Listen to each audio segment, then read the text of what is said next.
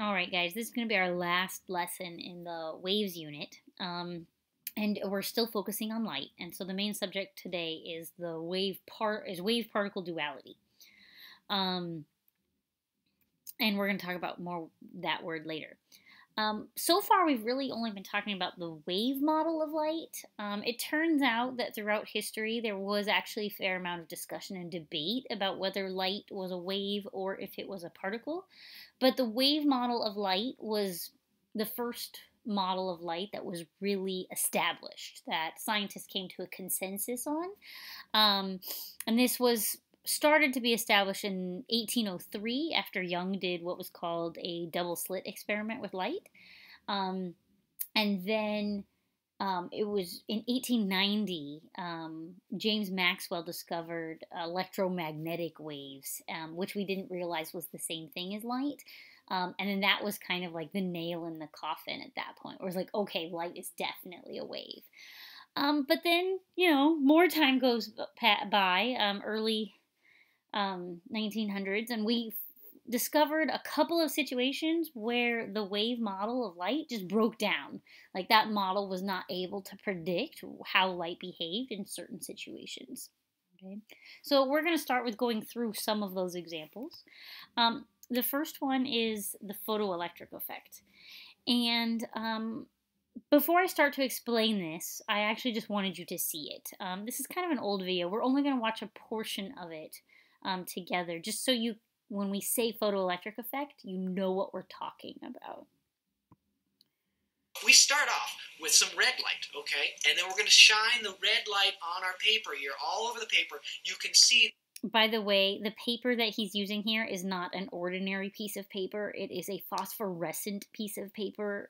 So when you see the effect, just know you cannot replicate this with regular paper. And he's also using LEDs in this video. We start off with some red light, okay? And then we're going to shine the red light on our paper here, all over the paper. You can see that the paper does not really glow, okay? And then just to prove that the paper will glow at some point, I'll use a little white light here, see? And you can see that white light does make it glow. So white light is the combination of all kinds of different colors of energies of light. And colors and energy are sort of two different ways to talk about light. Each color of light has its own energy. So you see that white light can activate the paper. Next, we're going to go with some orange. And orange, if I draw on the paper, doesn't create any glow. So that means each packet of orange is not enough energy to make the paper glow. So then we're going to take some yellow, and we'll shine some yellow on the paper. Again, no glow. So that means the yellow light is not strong. Each packet of yellow light is not strong enough to kick that electron up high enough to get it to glow. Now green will just barely make the paper glow. If you really look carefully, you can see the paper starts to glow. And then we go to blue. Blue is higher energy yet, and blue definitely gives you enough energy. Each packet of blue light, each photon of blue light is enough energy to make the paper glow. It kicks the electron hard enough to get up high enough so that it'll start up high and drop down and give off that light. Finally, we have some purple and slightly ultraviolet light. And this clearly is strong enough. This bright purple here, you can't actually see all the colors. It's right on the edge of vision. This is actually strong enough to cause the paper to glow very nicely. Okay. Now you may argue with me. Okay, maybe it's not that the colors are the high enough energy. Perhaps if I had enough red light, it would cause the paper to glow. Well, that would be true if light were just a wave. Okay, but I can show you that if I get a laser pointer, it is not activating the sheet of paper at all. There's no glow coming from the sheet of paper. Okay, so let me explain what he's talking about here. When we learned about waves before, we said there were two ways to increase a wave's energy. One way you can increase a wave's energy is the frequency. So if you increase the frequency, you have more energy. And when we talk about different colors of light, that's what we're doing. Violet has a higher frequency than red. Green has a higher frequency than red. And so those colors are enough to create this effect, right? So they basically, that light of those frequencies can give an electron on the paper enough energy to kick that electron outside of its atom, okay? And then when that electron falls back down to its normal energy level, it releases light. And that's what, in this phosphorescent paper, causes it to glow. The photoelectric effect can also, it usually is done with a sheet of metal, and so it's like what kind of light do you need to give it in order for the electron to completely escape to produce an electric current? But that was the phosphorescent paper allows it to be much more visual. So you can increase the energy of the wave by increasing the frequency, by changing the color. Or you can increase the energy of a wave by increasing the amplitude of the wave, right? So with light, we increase the amplitude of the wave with brightness. So the brighter the light, the more energy that light has. And then the closer to purple you get, the more energy that wave has as well. So if the wave model was true, it shouldn't matter which method I use. I should be able to use a high enough frequency or a high enough amplitude, and I will get enough energy to cause that electron to fly up. But it turns out that even when we use the brightest of red, you saw in the video he used a laser, and you can't get, you can even get a brighter laser, but when we've done these experiments, no matter how bright the laser, if it's in the red range of the spectrum, it's not enough to get an effect. And this would imply that the light is coming, is hitting the electron in multiple different pieces of light. Okay, so Einstein called these pieces of light photons. And so he argued that the electron could not be hit by multiple photons, or just those photons aren't hitting the electron at the same time. And so you're actually limited to how much energy the electron can get by the frequency of the light. Because only one photon can hit the electron. So that one photon, that one piece of light, has to have enough energy all by itself to kick the electron up to the next energy level, or to cause it to escape completely. So depending on the material that you're shining light onto, it's a different part of the spectrum that you need to reach in order to cause this effect. But this was one of the first examples where we were like, the wave model here completely breaks down. And so Einstein was like, well, what if we said light was a particle? Or at least light came in packets of indivisible pieces, which again he called a photon, which is one piece of light. And so we reintroduced this idea of a particle model. Now, the only problem with the particle model is that it didn't explain, and is still not able to explain, much of the wave behavior of light in other situations. Okay, but we're going to get back to that. Another example of light not behaving like a wave is the fact that light can travel through empty space. Like, it can travel through outer space. Now, in the 1800s, we were pretty convinced that light was a wave, and because we were confident that light was a wave, we assumed that space was not empty. We assumed that there was some kind of medium there. We knew it wasn't the same thing as air, so we gave this theoretical medium a name, and we called it ether.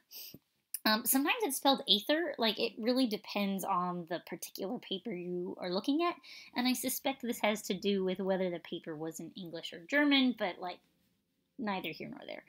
But we did an experiment in the 1920s that was really complicated. I'm not going to get into, but we did this experiment in the 1920s that disproved that the ether was there, and this suggested to us that space is actually empty. And this was really kind of upsetting in some ways. Again, it broke the wave model of light, in that it meant that light was able to travel through the emptiness of space without a medium to sort of carry that energy.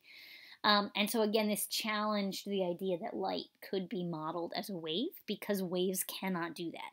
Remember, there is no sound in space because there's no air molecules or any kind of medium to carry that sound wave through space. Okay? Cool. And then the last example that I'm going to go through is the double slit experiment. Now, Young used this to actually show that light was a wave, and I actually showed that in one of your previous lessons, an intro to light. But just to reiterate here, for the double slit experiment, you take a wave and you push it through two slits, and that will force the wave to diffract twice. And so when it diffracts, those two waves that are coming out will overlap and interfere with each other, and you'll get bands of constructive interference and then bands of destructive interference where the wave cancels out. So if you're doing this with a wave, you're going to get an interference pattern over here with lots of bands. And when we do this with particles, like if you just throw you have a little bit bigger gaps and you throw baseballs through it or something, the particles just go straight through, even if they're hitting this wall everywhere. The ones that will make it through are the ones that hit the slit, and then you'll get two slits. Our pattern on the back wall is just two lines. Now, you'd think it would be really easy to just do this with light and get oh, if it does this, it's more like a wave, and if it does this, it's more like a particle. But it turns out that light behaves differently within the same setup, depending on how you're observing the experiment. So I have another video here that sort of goes through all this, but it was done with electrons. So that was the other thing, is we were starting to doubt the fact that light was a wave, and because we were starting to notice all these particle behaviors that light was making. Around the same time, we were starting to doubt that electrons were purely particles, because we started to observe electrons having some wave-like properties as well in certain situations. So this was a video. It was featured in a documentary. I think it was called What the Bleep Do We Know? But this video was actually made by grad students who were trying to explain why quantum mechanics is crazy. So we're gonna watch this video, or part of it. And here we are, the granddaddy of all quantum weirdness, the infamous double slit experiment. To understand this experiment, we first need to see how particles, or little balls of matter, act. If we randomly shoot a small object, say a marble, at the screen, we see a pattern on the back wall where they went through the slit and hit. Now, if we add a second slit, we would expect to see a second band duplicated to the right. Now, let's look at waves. The waves hit the slit and radiate out, striking the back wall with the most intensity directly in line with the slit. The line of brightness on the back screen shows that intensity. This is similar to the line the marbles make. But when we add the second slit, something different happens. If the top of one wave meets the bottom of another wave, they cancel each other out. So now there is an interference pattern on the back wall. Places where the two tops meet are the highest intensity, the bright lines, and where they cancel, there is nothing. So, when we throw things, that is, matter, through two slits, we get this, two bands of hits. And with waves, we get an interference pattern of many bands. Good so far. Now, Let's go quantum.